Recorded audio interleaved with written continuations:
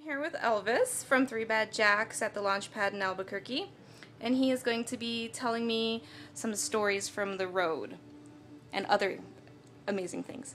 Well, I guess the first thing we'll talk about is we're going to start pre-producing a new record in the beginning of the year, and it's going to be an all-acoustic record. It's going to be all the greatest hits, all the what I consider the best things we ever wrote, and it's going to be a really deep record.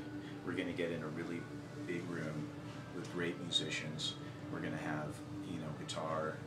We're going to have keyboards. We're going to have marimba, bells, just a little bit of everything, and try to get into all the original songs the way I tried to create them. I was really proud of the way I did them years and years ago, but now I want to just add a little something more to it, and I'm really excited about it. I'm also writing songs for a new album, and it's really interesting. I feel myself growing as an artist, and I think you'll be able to tell. I'm definitely getting into new ventures. Musically, I think I'm going to keep moving forward instead of staying to the one basic thing I've always done. Cool. So you were saying that you had some pretty exciting stories from on the road. Gosh, you just really see crazy things, and one of the really interesting, crazy things that happened. We're in South Street in Philadelphia, and there's this one big, humongous guy, and we're loading gear out, and he kept screaming at these guys, I'm gonna kick your ass, I'm gonna kick your ass, and we seen 10 guys run out of a store, and it was really interesting because the guy was holding his own for a couple minutes, and then it was pretty violent. Philadelphia is not the city of brotherly love.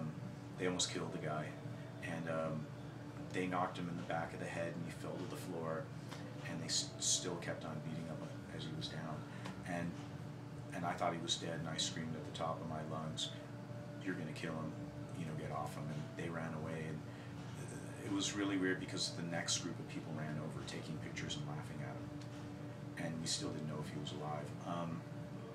So all that was over, and we're loading up, and I'm just like, wow, we got it. And the promoter's like, you got to get out of here. I'm thinking, I'm from LA, it's just no big deal. So I take his advice, I'm backing up, and I look in the rear view mirrors, and there's hands flailing, and there's dust and people kicking, and I'm thinking, oh my God. I later asked the promoter what happened, and he said there was a guy that was at our show that wouldn't let us back the van up.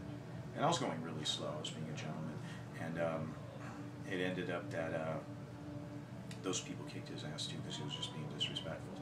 So it was just really bizarre. It's really, it's one of those stories that it really left a lasting impression on me.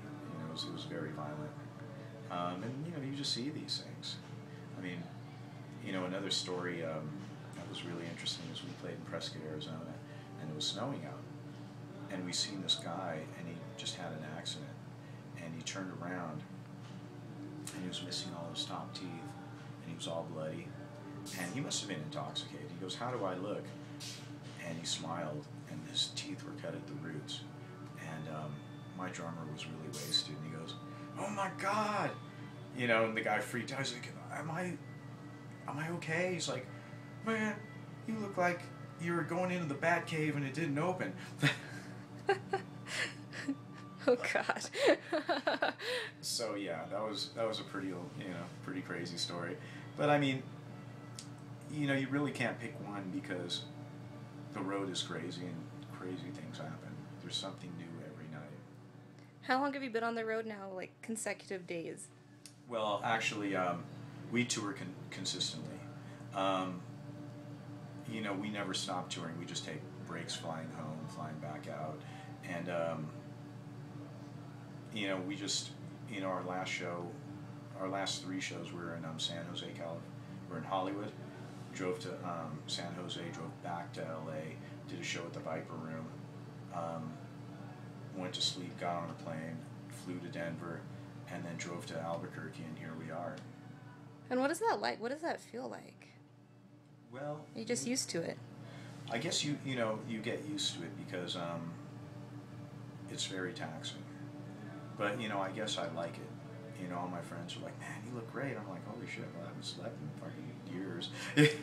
But I guess, I just like playing music, so it, I guess it just keeps me happy. And what's your favorite thing to do when you get to go home? I just love hanging out with the kids, it's just amazing. Cool. And what's your favorite thing about Albuquerque, New Mexico? I think I just love the people. I just love New Mexico as a whole, but I've told you that before. I love the sky. I love the people. I love the food. Something about being around a lot of Native American people, I just always felt at ease. And, it carries over to, Window Rock and Gallup especially. And my moccasins. Moccasins are cool. I can't see them, but I have them on. Nice. Sorry, didn't mean to interrupt. No, it's okay. Shiprock, Gallup. I don't know if I've ever been to Shiprock. Oh, really? Mm-hmm. Well, I'm sure you have lots of fans that travel many miles that's what I'm thinking. from Shiprock just to see you play. Those Navajo fans are the most hardcore, They're diehard. into it. And we haven't been to Gallup in like 6 months, which is really, I feel really guilty, so I have to get over there. But, last time we played a venue, we had a bit of a mishap, which I probably shouldn't say on camera because I wouldn't want to incriminate anybody, but we're looking for another venue, so. Cool. All right. Well, thanks for interviewing with us.